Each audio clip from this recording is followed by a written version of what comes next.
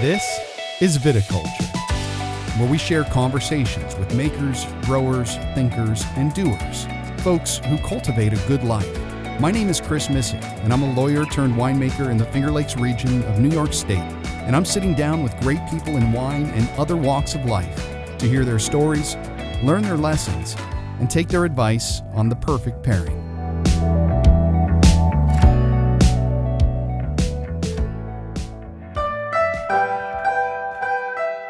Today we're speaking with Andreas Hu of Weingut Von Winning, a producer of renowned Grosses Gewachs wines in the Pfalz, centering on Riesling, Pinot Noir, Sauvignon Blanc, and Chardonnay. Andreas and I delve into the traditional winemaking practices that have garnered Von Winning acclaim, and we chart his course from studying biology to pursuing winemaking. Andreas is an energetic, insightful leader in the German wine industry, and his perspectives offer an exciting new take on the future of high-end German wine. If you like this podcast, please be sure to rate us 5 stars in Apple Podcast and like our videos on YouTube. It really helps with the ratings and in introducing new folks to the show. And don't forget to visit our website at viticulturepodcast.com and subscribe to our Substack, where you'll get show notes, transcripts, musings, and exclusive offers. We increasingly center our content around Substack's distribution channel, and subscribers will have the chance to hear some exclusive podcasts delivered right to your inbox.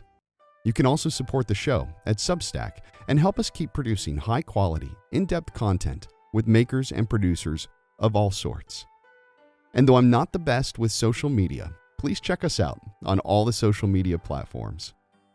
Additionally, if you or a maker you know is interested in being on the show in the future, drop us a line at viticulturepodcast@gmail.com. Special thanks to Gabe Clary of Skurnik Wines and Spirits, the importer and distributor of Von Winning here in New York, and Bob Medill, who was featured in episode 13 of Viticulture, for helping to arrange this interview. And now, here's the show.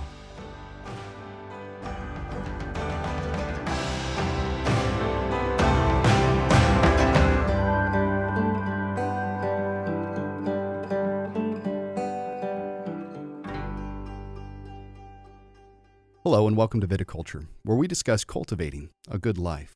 Today, I have Andreas Hu of Weingut Von Winning in the Pfalz of Germany. It's a real honor to have him in studio. And it's amazing because with a wine name like Von Winning, they are certainly living up to that expectation. This family name and this winery possess some of the best Grosses Gewachs vineyards in Germany, producing Riesling, Chardonnay, Pinot Noir, Pinot Blanc, in some amazing styles. So thanks for joining us, and I'm really excited to have you on the program, Andreas. It's an honor to have you in the Finger Lakes and to see you traveling again. You've been cooped up for the last year in the wake of the COVID-19 pandemic. Yeah, a little bit more than that even. I mean, March 2020 was my last trip, returning from the US, and it has been a desolate time, but I'm very, very happy to be back, and I'm very happy to be on this podcast. Well, I see you have made great use of Instagram, and there are a number of different tastings on YouTube with you. So you've had a chance to impact the market that way. But there really is nothing like that personal connection when you can stand before a group at a wine dinner or at a seminar and share your deep personal knowledge. Here you're in the Finger Lakes. You did a wine dinner last night, correct? Correct. How did that go? That went great. It was in Rochester at Avino. It was nice. Very nice. Great food. Wines were fitting perfectly. The people were happy. So was I. And you had mentioned you tend to travel as much as 100 days out of the year. That's a lot of travel. That's some real strong missionary work. Are you ready to pick that pace up again? I think I am. I mean, from the first few days being back on the road, I really feel how much I've missed it. And as you say, I mean, it's probably very classic and old school to talk and sell wine like this. I think it's definitely my style. I like to be with people. I like to meet people, and it's nothing else. So there's nothing better than talking about the wine and sharing experiences like that. So that's an interesting transition because that is the traditional, the old-fashioned way that we sold wine. And what has happened over the last year and a half has been non-traditional. And in some ways, that pairs up with your approach to winemaking. Now, Von Winning, having been established in 1718, and when you think about how much has changed in the world of wine, how we produce wines, whether it be in the vessels we use or the chemicals some folks use, you eschew all of that. You guys take a very traditional approach to winemaking. I'd love to hear you share that. Yeah, that's definitely the case. So we started in 2008, going through a bit of a transition, focusing on very traditional methods, but not for the sake of using traditional methods, but for the sake of making the best possible wine and expressing our terroir in the best way. And we have many different single vineyard Riesling sites, a lot of sites that are historically very relevant and important, and we surely have the terroir to ferment our wines in barrels. That is actually the most spectacular thing maybe that we're doing, or it was kind of spectacular when we started in 2008 using a lot of 500-liter Burgundian tonneau barrels for the fermentation and aging of those wines.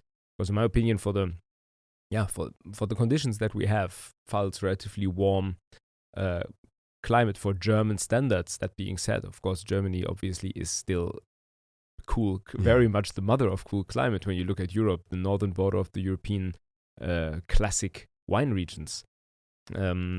Sandstone soils and limestone in some parts, volcanic basalt in the village of Forst.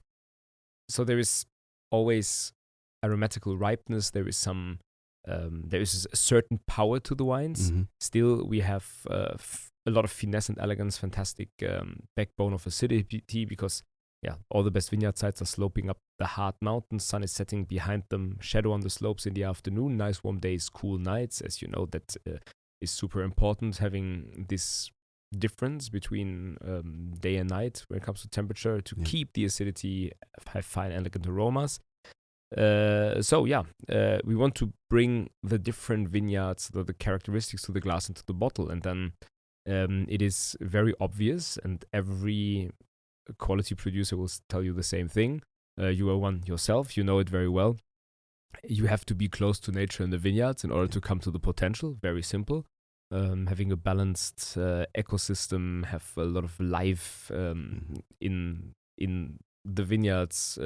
Plants between the rows that root through the soil, bring oxygen in, boost microorganisms, and so forth. And then a hands-off approach in the cellar, where we work by gravity, where we, as I said, ferment naturally in barrels. And it's never the goal to have oak-driven wines. That's why, we ferment in there. It's not stainless steel fermentation and then putting it into barrels in order to season or flavor it.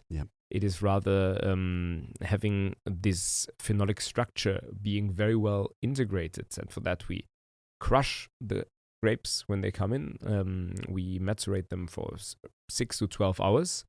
And then, we extract aroma, but also phenolic compounds from the skins, the surface of the stems, then to the presses by gravity, into the cellar by gravity to ferment in those barrels, in which the phenolic compounds of the grapes polymerize with the tannins of the oak, and you have a completely different integration of that structure. And now, full circle back, I think this structure, together with the acidity of Riesling, but the other, Sauvignon Blanc, grown on the slopes of the hard mountains, has fantastic elegance and tension as well. So acidity, phenolic structure, both of that underlines the salinity of the different vineyard sites in a very natural way. So, that is why we do it. And for some, it seemed avant-garde, maybe.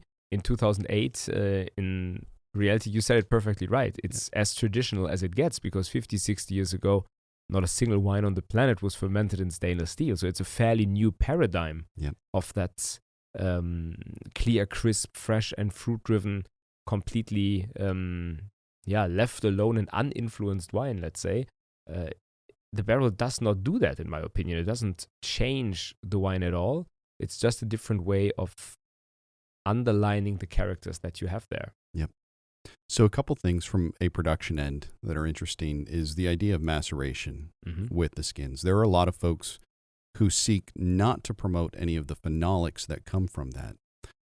I take a multi-pronged approach. It depends on the vintage, depends on the lot, and then it also depends on what I want.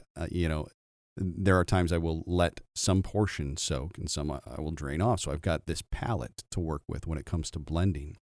And then in terms of your oak, is it new oak? Is it totally neutral oak? Do those barrels see, the Sauvignon Blanc and the Chardonnay first and then the Riesling? Do you keep them varietally collected though? First, with the maceration, we do it pretty much the same. Of course, the vintages are different, the lots are different, the varieties are different. We make also wines which ferment in stainless steel, of course, and where you have a shorter maceration. So it's really, there is no recipe. It comes as it comes. You know that very well. Oh, yeah. When it comes to the barrels, when we buy barrels, we buy them new, which doesn't mean we use a lot of new oak. In Riesling, almost none. With the Grand Crus, with the GGs, there is maybe a new barrel or two in the blend of when there's always more than one. Yeah. But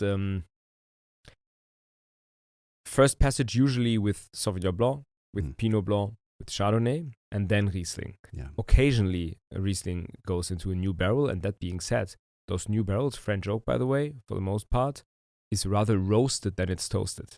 So it's not heavily toasted. I mean, you need heat and fire to bend the staves, and you get this toasting in, which is pretty much the seasoning in the end.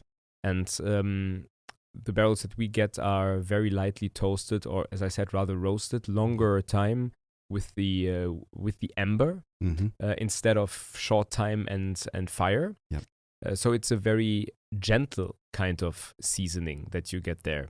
As I said, seldomly we use those new barrels with Riesling, and we have the full palette from new ones up to completely neutral ones. Yep. That has been my experience. I tend to put mine into Chardonnay or increasingly into some of the Chenin Blanc, and then it sees the Riesling. And quite frankly, a lot of the barrels I use, I have bought secondhand. And so I didn't have the direct decision in many of those on what the toasting would be. But I've tasted some incredibly compelling Finger Lake Chardonnays that are using that roasting versus toasting method to make sure you're not pulling. We don't want char in fresh white wines. Exactly. That's why kill that fruit? And then your lees aging regimen with those is a lot longer than most. So for the Premier Crus, for example, the Erste Lage wines, we first of all, we have different size oak barrels as well. There we use 2,400, 1,200, and a few 500-liter barrels. Obviously, the larger the barrel, the more little influence of the barrel you have is logical. And still, you have this micro-oxygenization. You have still very, very good structure and great aging potential. Yeah, because the wines have experienced some little contact with oxygen, and they have a great redox potential and live very, very long. So they stay on the lees for a year before we bottle them. The GGs, which are completely in 500-liter oak barrels, stay up to 1.5 years in the barrels. Again, that being said, this is very generally speaking. Of course, every year is different. And we bottle... So what we do in the cellar is having controlled idleness. Yeah. We taste a lot, which you have to do. And then sometimes you feel, okay, now it's the time to bottle it maybe earlier. And then 2020, for example, was so open and is very elegant and very fine, which is surprising because it was a quite warm year, like all the last years were, but very fine and elegant and vibrant wines. And we bottled the Erste Lage wines after about 9 months instead of 12. So it's as it comes. But if they're on the lees, we usually do not really do batonnage. We don't stir the lees. Only, again, tasting the barrels, and when you feel one would really benefit from mouthfeel and is maybe a bit mid-focused and lean, we would do it as long as it's necessary, but not like every second day someone is going through and steers everything. So that's never happening. They sit on the lees, which is great because it prevents oxidization from happening and still offers a moderate amount of mouthfeel. Yeah. What's fascinating is a lot of the procedures you guys are using, and trust me, you're probably more methodical and more ingenious on this than I am, but it's just stuff that made sense to me. Like that is some of the approach I've taken too. Why are we opening the bungs to stir up the lees? Why are we exposing that much oxidation all the time? This controlled idleness idea is brilliant. I love that term because so often some really great winemakers want to make it seem like they're not doing anything. Mm-hmm. And oftentimes the most important thing in winemaking is to have the patience not to do something. Exactly. In terms of letting that fruit come through. I'm curious about how you rack out of the barrels gravitationally. Yeah, we have, when you look at those smaller barrels, we have an elevator, obviously, in the winery, and we the pressing house and so forth is on 3 levels, and we can bring those barrels up and just let it flow down, which is brilliant. It's very sensitive. It's again keep leaving the wine alone in a way. You don't have to pump, of course. The larger barrels we will not bring up. So there, of course, we have pumps and we use them, sure. Yeah. Stainless steel, larger barrels, but the smallest we can bring up and use gravity, which is great. That's fantastic.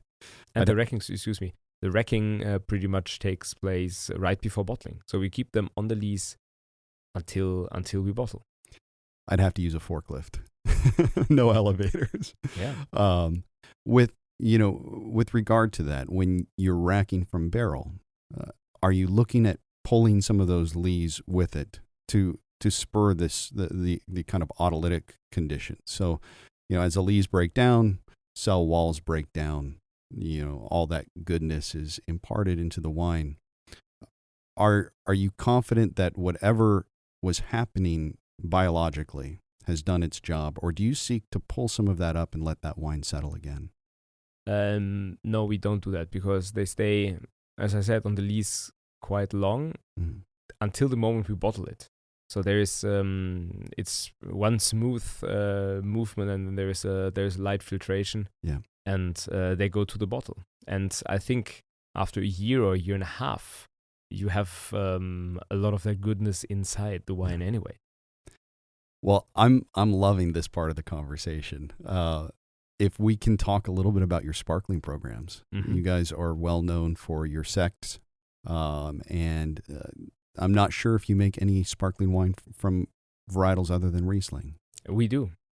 We have a rosé, which is 60% Pinot Noir and 40% Chardonnay. We have a straight Chardonnay. Yep. We have a Pinot Blanc, 2 even. Yeah. Then of course Riesling, which is a great variety for sparkling wine as well in terms of fruit, in terms of freshness, of acidity. Great as an aperitif, but also in my opinion very good with food because you have that. I mean, I don't have to tell you anything about Riesling. Works super well, and sparkling is an important thing to us. We do not have the space and the infrastructure to do that in house, but we have right in the next village we have a very good very close friend and partner which does exclusively that. So we make the wine and then bottle it, and pretty much it stores there. And the dégorgement is taking place there, and we are there every step of the way. So it's pretty much having outsourced the infrastructure, if you will so. And well, very different from there's pretty much all, everything is méthode traditionnelle. Yep. I think we're not allowed to say exactly, you said it. From 1.5 to 2 years for the Riesling Extra Brut that you see here in the US, up to 3 years on the lease, or even more for the rosé I mentioned, which you can also find here. Yeah. And then just going through the portfolio, there are so many interesting, expressive single bottlings. One, because I'm not just a winemaker, I'm also an owner. So I have this dissonance where I want to have 50 bottlings of Riesling, and I know I can probably only get away with 8 because I've got to sell it all. A couple things. So one, Germany is the largest per capita consumption country of sparkling wine, correct? So there's a good market for all these different styles. But two, how do you manage that? Because you too have this winemaking hat and this business hat that you have to wear. What is your approach in coming to market with so many different styles and expressions?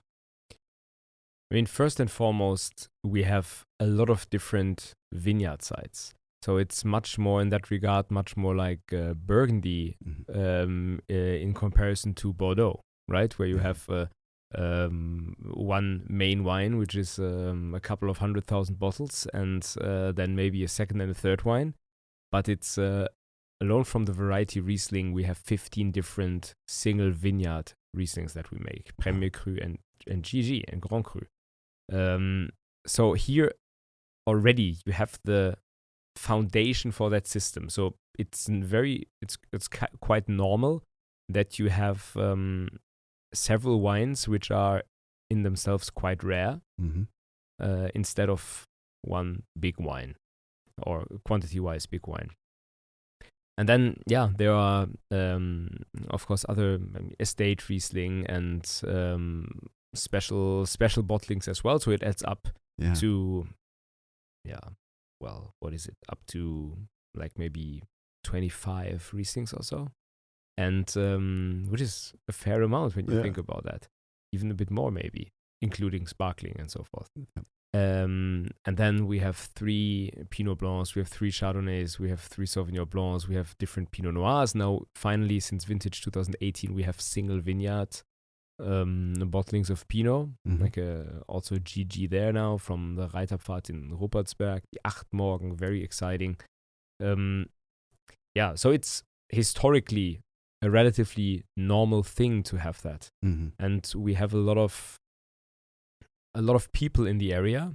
I think like the Finger Lakes, the Pfalz is a quite touristic place. People come. Yeah. And the great thing for the Pfalz is that it's on the way to a lot of things. It's not, you don't have to go there specifically because the only reason to go there is I want to go to the Pfalz, but you just pass through and think, hey, let's stop here. That is great. And we have a restaurant in the winery, and that, of course, brings a lot of traffic, brings a lot of people. And the tasting room is open, tasting is free, which means people are exposed to the wines, and like this or that, then one is sold out, then another one is still available maybe. So it works well, and it's historically grown that we have many different wines. It's quite normal in the area, in Germany in general, I would say. It's interesting, in the Finger Lakes, when it comes to vinifera, we've been at this game, 50 years. Obviously been making wine a lot longer than that, but we are still in the process of figuring out what our Grand Cru vineyards are, or our Premier Cru, or our Village level. I've taken to doing single vineyard bottlings primarily to help us explore that. Not saying this is always going to be the absolute best expression of the Rieslings I make, but that process of exploration. When you talk about Germany, you have this history of wine growing that goes back to the Romans.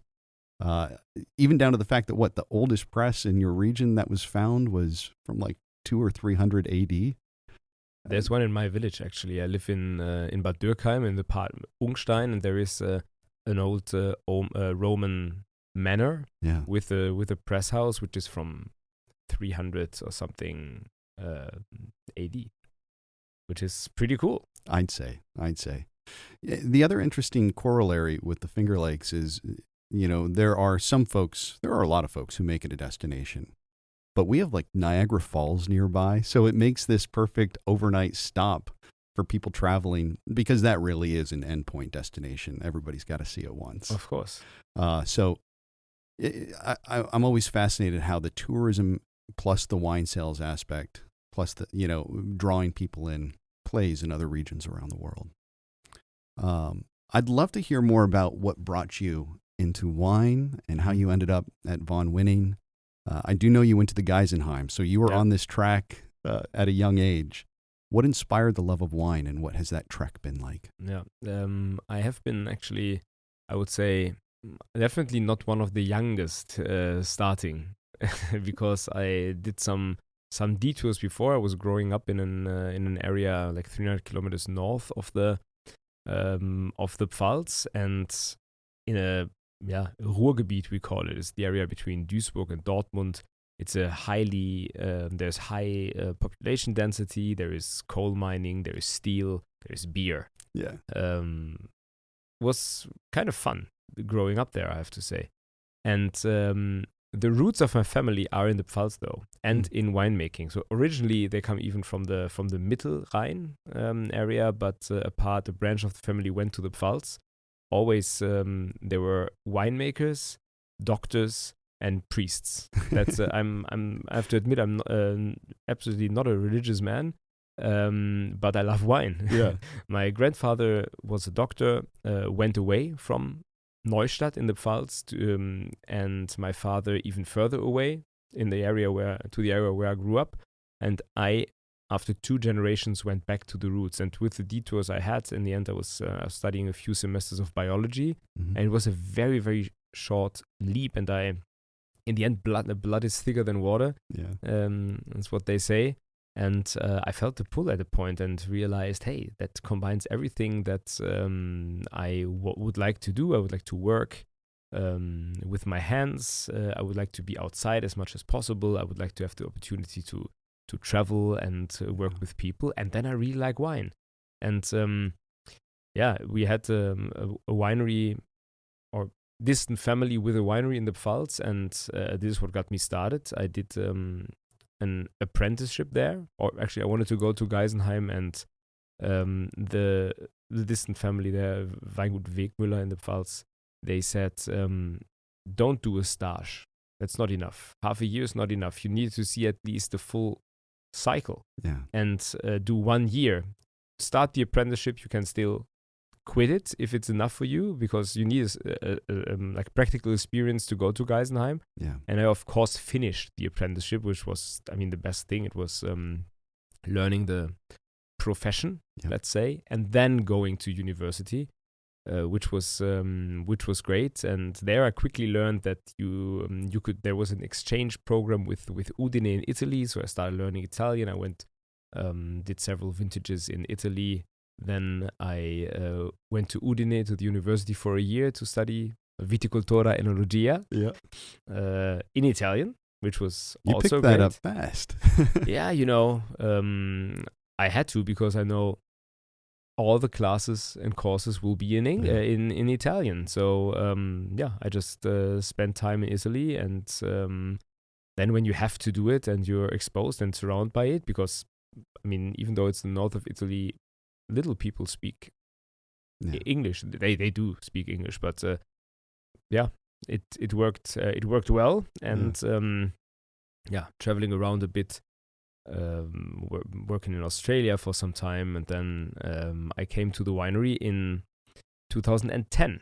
So I'm there since 11 years. Stefan Attmann, the general manager, he came in 2007, and with him and the late owner Achim Niederberger, the transition a little bit started, where they revived this old family name Von Winning. It was Stefan's idea to ferment the wines in barrels, because he thought and had the vision that this would work perfectly there, and also for him the best wines, all the wines he loved, were fermented in barrels. It's like it. So I tasted the 2008 vintage, which was the first in that style and that way, with him, and together with my stepfather Hans Günther Schwarz, legendary winemaker in Germany in 2009. We tasted the 2008 from the barrel, and I was thunderstruck. And I thought, wow, this is different and so good. I absolutely want to be part of this. And in the beginning, it was much more in the cellar. Started in 2010 as Stefan's right hand, and then at a point was asked to please take care of the export, which no one did. So that is what gets me traveling, but still during harvest I'm in the cellar as much as I can.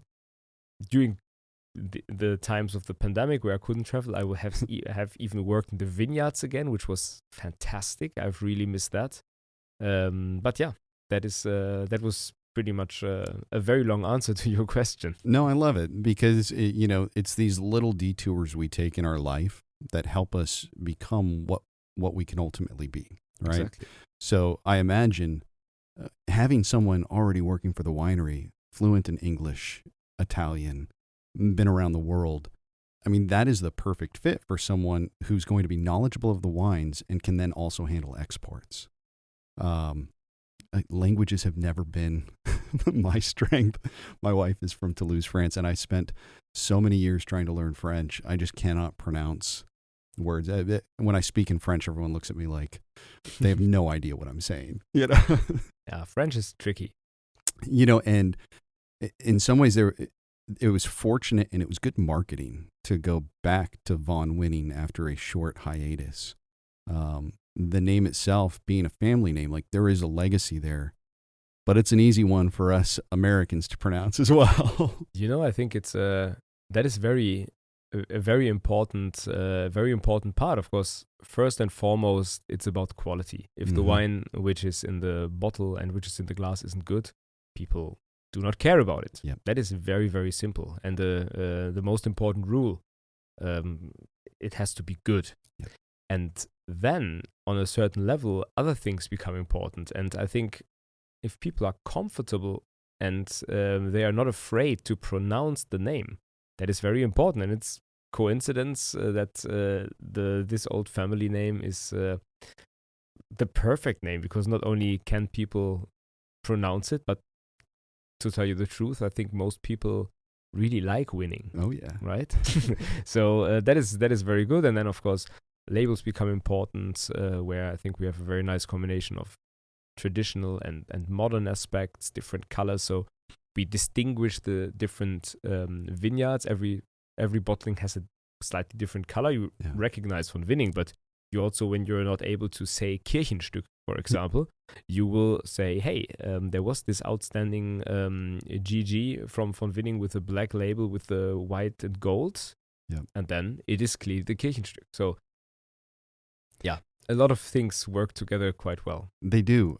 So a couple quick things on that. Our family winery is going through a name change. We bought the winery. It was called Bellangelo. Just so many changes over the years. No one in our family's Italian. We decided we were going to take a family name. And my mom's maiden name is Chrisman. Mm-hmm. And, I had been familiar with Chrisman from Provine. Yeah. And so I knew that one was off the table. So we finally went with our last name.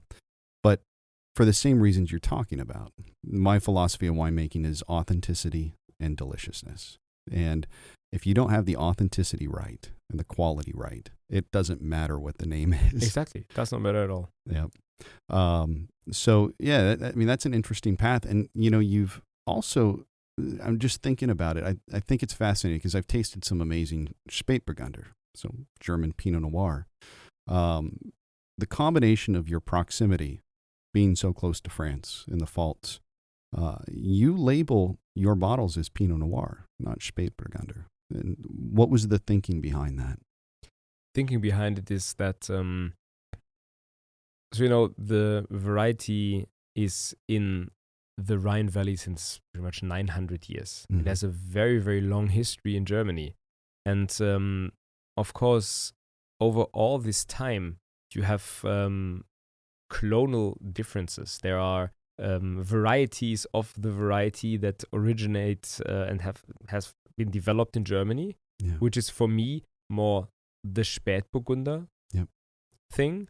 And you have, of course, Pinot Noir, which is same but different in a way. You know how it is, different expressions of the of the same thing. And we have mostly French genetic origin in our vineyards. And that is the simple reason why we labeled it as Pinot Noir, because it's much more that than it is classic German Spätburgunder. Yeah. When it came to COVID-19, Von Winning has a very highly reputed restaurant. You get very strong tourism. How has this impacted the winery? That obviously kept you at home doing different jobs. But have you guys weathered the storm all right? Yeah, we did. People in Germany still drank a lot of wine. Yeah. And we did not have a web shop before. We were working on it, but we accelerated things and had that online at the right moment to be there and provide this. I mean, in the end, it's about service and bringing the wine to the people that want it. Of course, we have great retailers that also worked very well for us in that regard. Of course, it did hurt a lot that the restaurant was closed, and the first lockdown of a few months in early 2020 was okay because the summer was great and we could open the outside location, and we have space. We have 2 nice courtyards. Usually only one is used for the restaurant, the other one more we have weddings and events at the estate as well.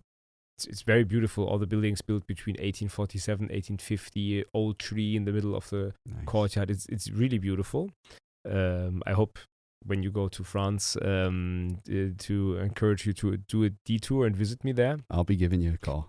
So we had more seats and it was good, but the second lockdown, which was long from like November to May, that was kind of painful because obviously all the colleagues that work there, we run the restaurant ourselves. It's not like rented out or anything. All of them having no work in the beginning. I mean, we had a part helping with bottling and in the vineyards and so forth. So that was really good, but still, it's sad, and when the restaurant is open and when hotels are open, you see that on the weekends the tasting room is simply packed. Yeah. Right, and that also wasn't there. A little bit shifted into online, and that still works well. So, short answer, we came through it very well financially, I would say, but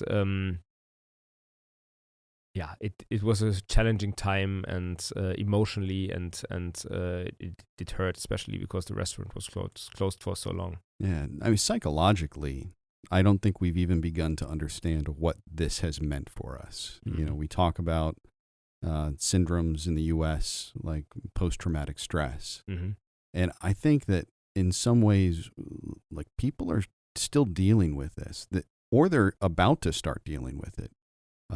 It'll be something to watch how this impacts everything around the world in the future. We were just talking, sometimes it feels like the world's falling apart and the only great things we have are our vineyards and our wines. There's more good things out there, but it's very good when you are able to work with nature, to be in nature and have a connection. It keeps your feet on the ground, I would say. Yeah. And but I can tell you that I have to be totally honest here. I have definitely suffered personally in the last year and months. And as I said at the beginning, this is my first trip since March 2020. And if it becomes kind of routine as well, and all of a sudden that is gone, then also usually I go to the gym at 6 a.m. Was closed the whole time. Yeah. So a lot of things that were there and a part of my life were simply gone. And it feels incredibly good to be back. Seriously.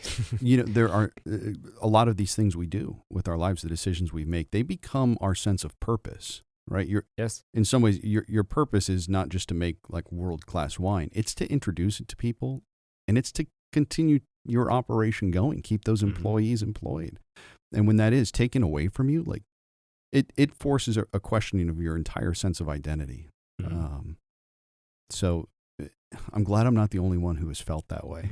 And I mean, to make that completely clear, we have been, I think both of us, I mean, we have been good. There were people that had it So much worse. so much worse. I mean, no doubt about that. So Yeah. it's a little bit of luxury problems, but it's still real. Yeah, it Hands is. down, it is.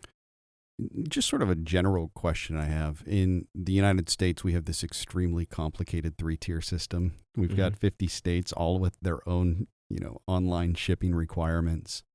Do you face anything like that in Germany? Is there a prohibition against shipping to any specific locales in Germany? And how about interstate shipping within the EU?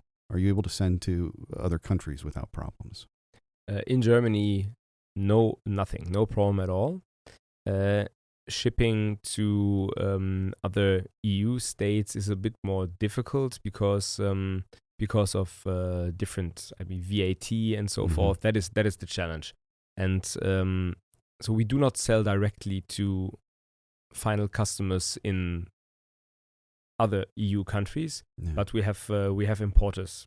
We have importers in in almost every country, and that is easy. You have to do a few documents, but that's it.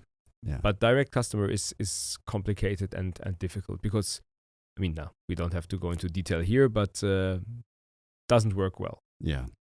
It's just such a web in the U.S. on this issue. It's one thing where I wish Congress could act and, just say, this is what we're going to do. I understand the Constitution well enough to know that they can't necessarily do that. But hopefully it gets ironed out in the short term, because that was the biggest challenge we face. When you have demand for your product and you've got to question whether or not you can get it there or go through some long licensing procedure. Yeah, that's crazy.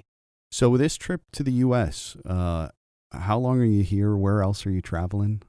I'm here since last Sunday, which was, what was it? I lost track of the 11th. Okay. I arrived on the 11th of July in Texas. So I did spend I was there from Sunday to Thursday through with working the market there a little bit. Felt really good. Tastings in different cities. I was in Austin, in San Antonio, in Dallas, and in Houston. Great.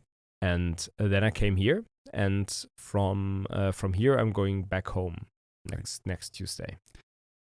Oftentimes, obviously, I've spent a lot of time in Europe, and Texas is always the place a lot of the Europeans I've met want to go because they think of it as like the most American of states. What was your experience like in Texas? I really love Texas. I have to admit, because it's. I mean, of course, you have this everything is bigger in Texas kind of attitude. But on the other hand side, my experience is that people are very relaxed there and very open to all kinds of wine. So there is very good food. There is great wines. There is open people, relaxed people, nice people. And I get a high sense of freedom is very important to me. Yeah, me too. And in the last months, I have the feeling sometimes that in rapid speed, freedom is going somewhere. I don't know where it's going.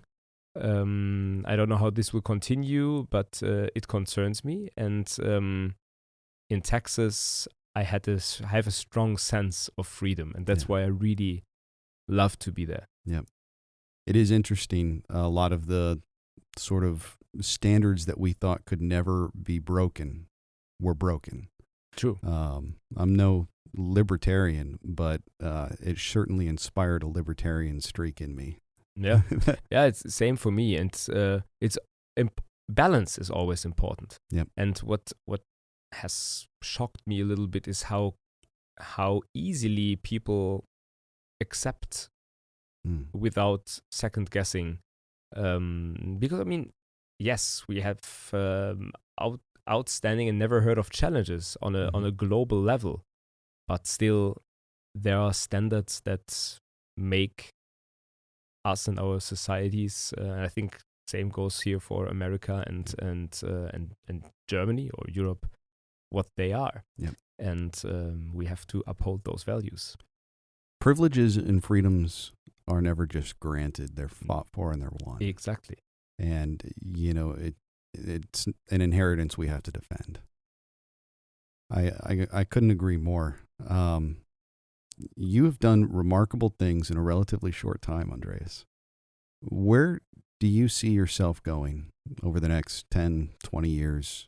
What are your plans for Von Winning?